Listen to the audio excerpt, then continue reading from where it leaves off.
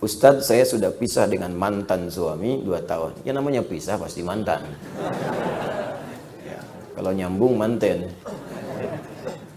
Saya membiayai sendiri anak-anak. Mantan suami tidak memberi, namun dia dari bank, apa tetap harus kita tagih harfiah seorang ayah harus menafkahi, atau walau ayah tapi dari bank dan posisi pisah tetap haram? Begini Bu ya, itu kan saat pisah nanti hakim di pengadilan itu akan memutuskan ya siapa hak asuhnya. Ibu, biasanya ke suami tetap diberikan hak untuk kewajiban untuk memberikan nafkah untuk anak. Kalau untuk istri kan sudah pisah, makanya ibu sebut mantan, kan? Nah, makanya dari sini suami ingat ketika kewajiban itu melekat walaupun sudah berpisah, karena itu bagian dari biologis dia. Ketika berumah tangga dan terlahir, kewajiban tetap harus diberikan, tetap harus diberikan. Jadi jangan lihat kepada mantan istrinya, lihat kepada anaknya, karena nggak ada mantan anak, nggak ada mantan orang tua. Suami ada mantan suami, istri mantan istri ada, mantan anak nggak ada. Mantan ayah nggak ada, mantan ibu nggak ada. Ini mantan ayah saya nih, nggak ada, tetap ayah. Ini mantan ibu saya, tetap ibu. Karena itu, karena terikat masih dan dia mewarisi, perceraian kedua orang tua tidak menggugurkan hak waris anak itu darinya. Makanya hak waris tetap melekat, walaupun jadi mantan ketika ayahnya meninggal dia mendapatkan warisan. Istri tidak karena sudah berpisah di situ, terhijab dia. Ya, maaf. Kematian satu, kemurtadan, riddah, termasuk perceraian itu yang menggugurkan kemudian bagian dari hak waris. Dia nggak dapat warisan. Suami istri pisah dengan suami meninggal, istri nggak dapat bagian waris. Selesai di situ. Ya, dan dibagi. Saat kemudian dia berpisah itu dibagi. Ada yang ditetapkan oleh bagian oleh agama. Kemudian murtad nggak dapat warisan.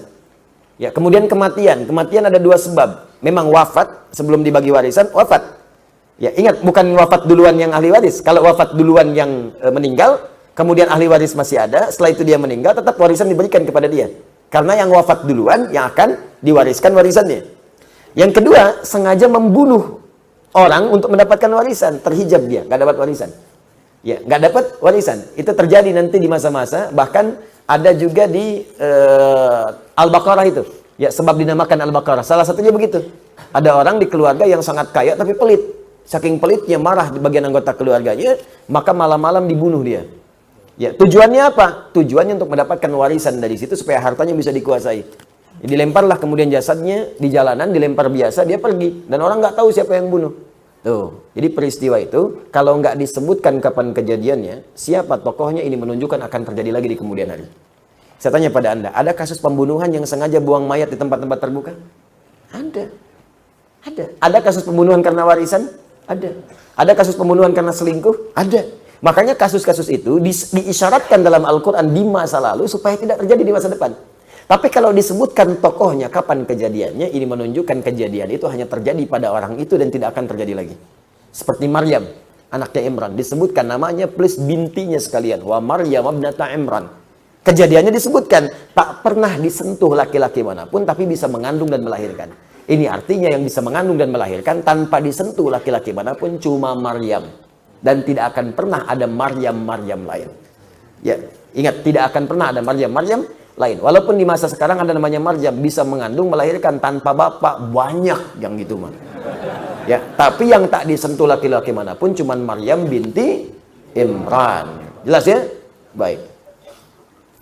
Ini yang seperti ini tetap ada kewajiban, dan kewajiban itu tetap diberikan dengan cara yang halal. Jangan berikan yang haram, karena itu pun anak akan tumbuh, mungkin melahirkan pahala bagi Anda. Dengan istri mungkin berpisah, tapi anak itu mungkin jadi penghafal Quran. Anda kurang amalan, anak itu mewariskan amalan untuk Anda, maka berikan yang halal padanya. Supaya pekerjaan amal solehnya mudah dilakukan.